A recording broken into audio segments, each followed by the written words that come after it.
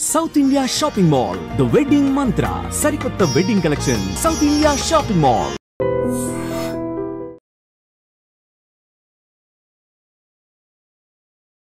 ఉగ్రదాడులకు కుట్ర కేసుకు సంబంధించి ఇప్పటికే ఎన్ఐఏ కీలకమైనటువంటి అంశాలను రాబడుతోంది. విజయనగరంకు చెందినటువంటి సిరాజ్ ఉర్ రెహమాన్ తో పాటు అతడిచ్చినటువంటి కీలకమైన ఆధారాలను బేస్ చేసుకొని తెలంగాణకు చెందినటువంటి సమీర్ను కూడా అధికారులు అదుపులోనికి తీసుకున్నారు. తర్వాత కోర్టుకు తరలించారు. ఇప్పుడు కోర్టు నుంచి 5 రోజుల పాటు కస్టడీని కోరారు అధికారులు. ఎన్ఐఏ పెద్ద ఎత్తున నిఘా పెట్టింది.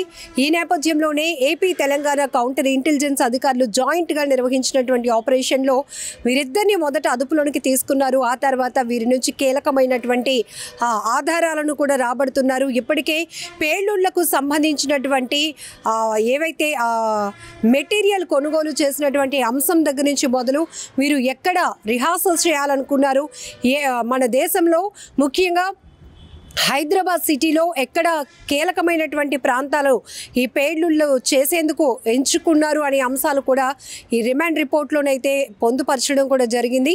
అయితే ఇప్పటికే ఇద్దరిని కూడా కస్టడీ కోరినటువంటి అధికారులు విశాఖ సెంట్రల్ జైలు నుంచి విజయనగరం 2 టౌన్ స్టేషన్కి వారిద్దరిని కూడా తరలించారు, సిరాజ్ అండ్ సమీర్ని.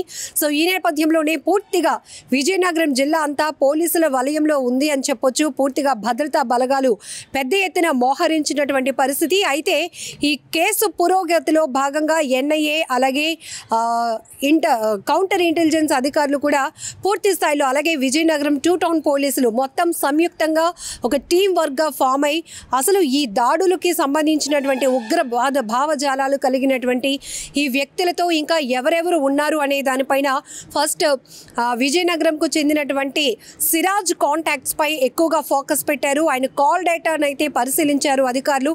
ఇప్పటికే ఆయనతో క్లోజ్ అసోసియేషన్లో ఉన్నటువంటి వాళ్ళను కూడా ఆరా తీసే ప్రయత్నం చేస్తూ ఉన్నారు. మరొక వైపు పెద్ద ఎత్తున సిరాజ్ ఇంట్లో పేలుడు పదార్థాలు లభ్యం కావడంతో ఒక రకంగా ప్రతి ఒక్కరూ భయాందోళనకు గురైనటువంటి పరిస్థితులు కూడా నెలకొన్నాయి. ఆ తర్వాత సిరాజ్ బ్యాంక్ అకౌంట్కు సంబంధించిన లావాదేవీలపై కూడా అధికారులు అయితే ఫోకస్ పెట్టారు. అసలు ఈయనకి డబ్బులు ఎక్కడ వస్తున్నాయి, ఇతన్ని ఇన్ఫ్లుయెన్స్ చేసింది ఎవరు ఈ ఉగ్రవాద భావజాలాలు వీళ్ళు అంతలాగా పేట్రేగిపోవటానికి కారకులయ్యారు అనే దానిపైన కూడా పెద్ద ఎత్తున అధికారులు ఫోకస్ చేశారు. ప్రస్తుతానికి సిరాజ్ విజయనగరం జిల్లాలో ఉంటున్నప్పటికీ కూడా అతడు మొదటి నుంచి కూడా ఉగ్రవాదం వైపు ఎక్కువగా ఒక ఇంట్రెస్ట్ కలిగినటువంటి వ్యక్తిగా చెప్పుకోవచ్చు. ఎందుకంటే ఇంట్లో తండ్రి కూడా ఆయన ఏఎస్ఐగా పనిచేస్తున్నారు, అలాగే బ్రదర్ కూడా కానిస్టేబుల్గా వర్క్ చేస్తున్నారు. సో ఇక్కడ డిపార్ట్మెంట్ వైపు తండ్రి అన్న పనిచేస్తున్న సిరాజ్ మాత్రం మొదటి నుంచి కూడా ఈ ఎక్కువగా టెర్రరిస్ట్కి సంబంధించినటువంటి అంశాలు తెలుసుకోవడం కావచ్చు, వీటికి ఎక్కువగా ప్రేరేపితం అవ్వటం, ఇవన్నీ కోణాలు కూడా బయటకు వస్తున్నాయి, ఒక్కొక్కటిగా వెలుగు చూస్తున్నటువంటి అంశాలుగా చెప్పొచ్చు. మరొక వైపు 2015లో విజయనగరం డిసిసి బ్యాంక్లో సిరాజ్ అకౌంట్ అయితే ఓపెన్ చేశాడు. అకౌంట్లో లక్షలాది రూపాయలు ఉన్నట్టు కూడా ఇప్పటికే పోలీసులు గుర్తించారు. అసలు 2015 నుంచి ఇప్పటి వరకు జరిగినటువంటి ట్రాన్సాక్షన్స్ పైన కూడా పెద్ద ఎత్తున ఫోకస్ చేశారు అధికారులు. సో అలాగే ఈ అకౌంట్ ఓపెన్ చేయడానికి 2 సార్లు వాళ్ళ నాన్న కూడా ప్రయత్నించారు. అసలు ఫ్యామిలీ యొక్క పాత్ర ఏముంది అనే దానిపైన కూడా మొత్తం సిరాజ్ సమీర్కు సంబంధించిన కుటుంబ ఆర్థిక లావాదేవీలపై కూడా అధికారులు ఫోకస్ పెట్టారు. ఎందుకంటే వీళ్ళు మొదట ఆకర్షితులు అవ్వటానికి ముందు మీరు ఏదైనా ఒక టీమ్ మీటింగ్స్ పెట్టుకోవడం కావచ్చు, వీళ్ళకి సంబంధించినటువంటి ఖర్చులు, వీళ్ళకి డబ్బులు ఎవరు పంపిస్తున్నారు, ఎవరు ఎప్పటికప్పుడు వీళ్ళకి ఇలాంటి డైరెక్షన్స్ ఇస్తున్నారు అనే దానిపైన కూడా అధికారులు పూర్తిగా ఫోకస్ పెట్టారు. సో అందుకే 5 రోజులు కస్టడీకి కోరారు కాబట్టి అధికారులు దీనిపైన కూడా ఒక క్లారిటీ, ఇంకా మరి కాస్త క్లారిటీ వచ్చే అవకాశం ఉంది. వీళ్ళు ఇప్పటికే 6 టీమ్గా ఫామ్ అయ్యి హైదరాబాద్ కేంద్రంగా మీటింగులు కూడా పెట్టుకున్నారు.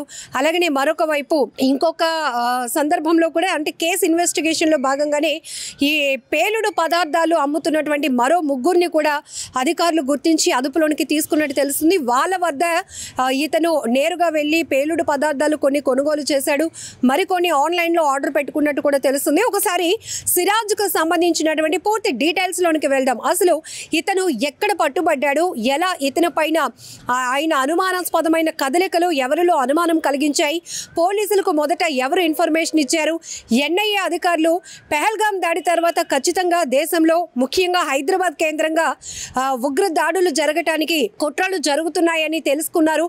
ఈ నేపథ్యంలోనే తీగలాగితే డొంక కదిలినట్టుగా పూర్తిగా ఫస్ట్ ఇక్కడ విజయనగరం నుంచి మొదలు అక్కడ తెలంగాణలో సమీర్ను అరెస్ట్ చేయటం, ఆ తర్వాత మరికొంతమంది టీమ్గా ఫామ్ అయ్యి వీళ్ళు ఎక్కడ మీటింగులు పెట్టుకున్నారు, వీళ్ళు ఇన్స్టా గ్రూపులు క్రియేట్ చేసుకొని వాళ్ళు డిస్కస్ చేస్తున్నటువంటి అంశాలేంటి, సౌదీ అరేబియా నుంచి వీళ్ళకి ఎలాంటి డైరెక్షన్స్ వస్తున్నాయి, ఫస్ట్ రిహార్సల్స్ చేయాలి, రిహార్సల్స్ సక్సెస్ అయిన తర్వాత కొన్ని సెలెక్టెడ్ ప్లేసెస్లో ఈ బాంబ్ బ్లాస్ట్లు చేసేందుకు వీళ్ళు కుట్ర పన్నటం, ఇవన్నీ కూడా పూర్తిగా వెలుగులోనికి వచ్చినటువంటి అంశాలు. ఒకసారి డీటెయిల్స్లోనికి వెళ్దాం.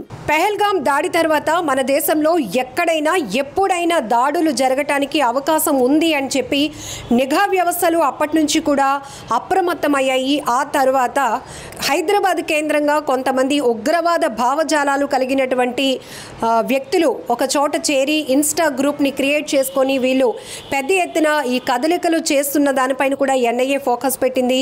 దీంతోనే ఏపీ తెలంగాణకు సంబంధించినటువంటి కౌంటర్ ఇంటెలిజెన్స్ అధికారులు కూడా ఇక్కడ విజయనగరంలో సిరాజ్ను అతడిచ్చినటువంటి ఆధారాలను బేస్ చేసుకొని తెలంగాణకు చెందిన సమీర్ను కూడా అదుపులోనికి తీసుకున్నారు. ఇప్పుడు ఈ కేసుకు సంబంధించినటువంటి అంశం దేశవ్యాప్తంగా చర్చనీయాంశంగా మారిందని చెప్పొచ్చు. అయితే ఇప్పటికే ఇద్దరు అరెస్టులు కావచ్చు, మరికొంతమందిని అదుపులోనికి తీసుకున్నా కూడా అధికారికంగా పోలీసులు ఎక్కడ మాత్రం ఈ కేసుకు సంబంధించినటువంటి వివరాలు అయితే స్పష్టంగా తెలపలేదు. కానీ ప్రస్తుతానికి ఈ కేసుకు సంబంధించి కొన్ని వివరాలు మాత్రం మనం చూడొచ్చు.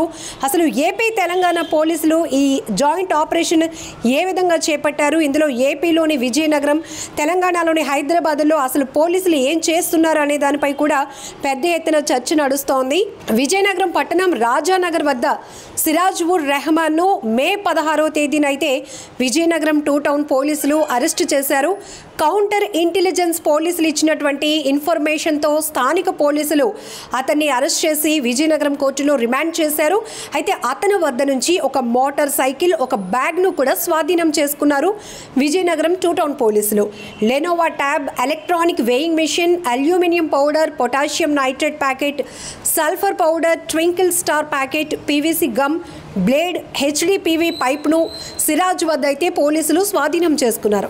హైదరాబాద్కు చెందిన సయీద్ సమీర్తో కలిసి జిహాదీ కోసం భారీ పేలుళ్లు జరపాలని, తద్వారా భయం పుట్టించాలనేది వీరి ఆలోచన. విచారణలో సిరాజ్ పోలీసుల ముందు ఈ విషయాలను కూడా చెప్పాడు. ఇక సిరాజ్ ఇచ్చినటువంటి వివరాలను ఆధారంగా చేసుకుని హైదరాబాద్లోని బోయగూడకు చెందినటువంటి సమీర్ను మే 18వ తేదీన తెలంగాణ పోలీసుల సహకారంతో ఏపీ కౌంటర్ ఇంటెలిజెన్స్ అధికారులు అయితే అరెస్ట్ చేయడం జరిగింది.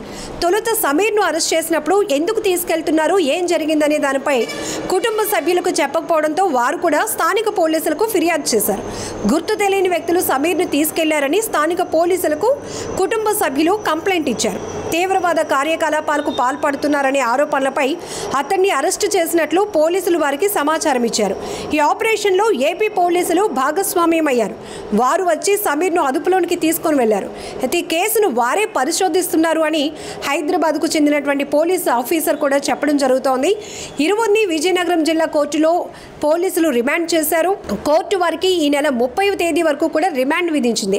అయితే కోర్టులో విజయనగరం 2 టౌన్ పోలీసులు రిమాండ్ పిటిషన్ వేయడం కూడా జరిగింది.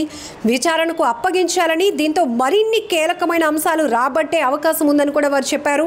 ప్రస్తుతం అయితే ఈ వ్యవహారంపై దర్యాప్తు చేసేందుకు జాతీయ దర్యాప్తు సంస్థ ఎన్ఐఏ అయితే రంగంలోనికి దిగింది. ఏపీ కౌంటర్ ఇంటెలిజెన్స్ పోలీసులు, ఎన్ఐఏ అధికారులు విజయనగరంలోని 2 టౌన్ పోలీస్ స్టేషన్ కూడా రావడం జరిగింది.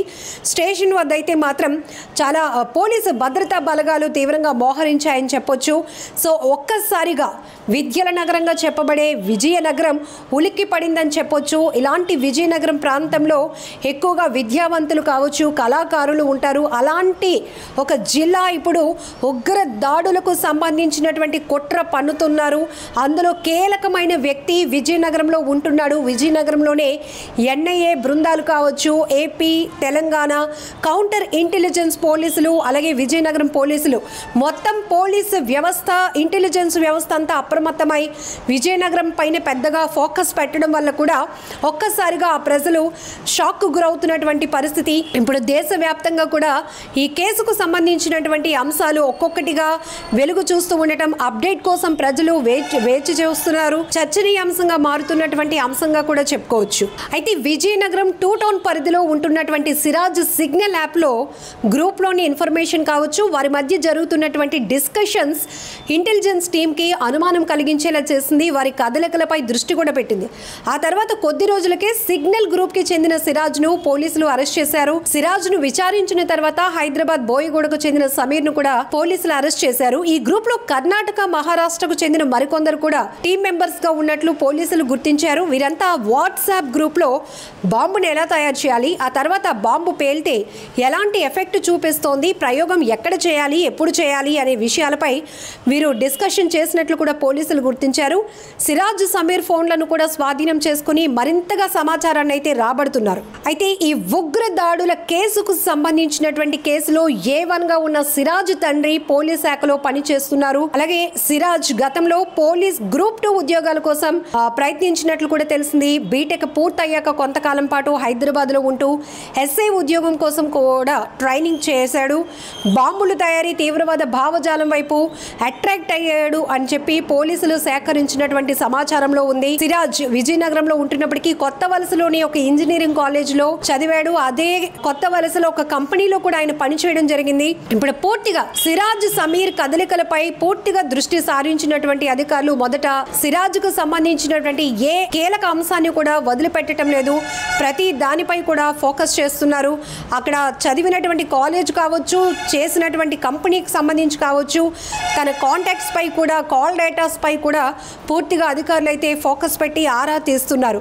విజయనగరంలో విచారిస్తున్న ఇద్దరు యువకులపై కూడా చట్టవిరుద్ధమైన కార్యకలాపాల నివారణ చట్టం, పేలుడు పదార్థాల చట్టం కింద కూడా పలు కేసులు నమోదు చేశారు విజయనగరం పోలీసులు. బోయగూడకు చెందిన సమీర్ అయితే 28 ఏళ్ల వయసు. వీరి కుటుంబంలో బోయగూడ రైల్ కలారంగ్ బస్తీలో ఉంటుంది. తండ్రి చనిపోవడంతో తల్లి, సోదరుతో కలిసి సమీర్ ఉంటున్నాడు. ఒక లిఫ్ట్ ఆపరేటింగ్ కంపెనీలో మెకానిక్గా పనిచేస్తున్నట్లు కూడా పోలీసులు చెప్పారు. అసలు సిరాజ్, సమీర్ ఎప్పుడు కలిశారు, ఎక్కడికి వెళ్లారు, వారితో సిగ్నల్ గ్రూప్లో ఉన్న సభ్యులపై కూడా విచారణ చేస్తున్నారు పోలీసులు. నిజంగా ప్రస్తుతం ఉన్నటువంటి సమాజం దేనికి ప్రయారిటీ ఇస్తుంది? ఆర్థిక సంబంధాల చుట్టూ మాత్రమే తిరుగుతుంది. మళ్ళీ ఎన్నికలంగానే చాలా విరక్తి కలుగుతాను. మంచి అనిపిస్తుంది కదా, లేడీస్ కూడా ఛాలెంజింగ్ జాబ్స్ చేసినప్పుడు చాలా బాగుంటది. ట్రాఫిక్ అసిస్టెంట్స్ గా నియమించిన ట్రాన్స్జెండర్స్ అందరితో సాల్యూట్ చేయించుకుంటున్నారు. ఫుడ్ డెలివరీ ఇవ్వటానికి వెళ్ళినటువంటి డెలివరీ బాయ్ అనిల్ పై కళ్ళ ముందు పెళ్ళండి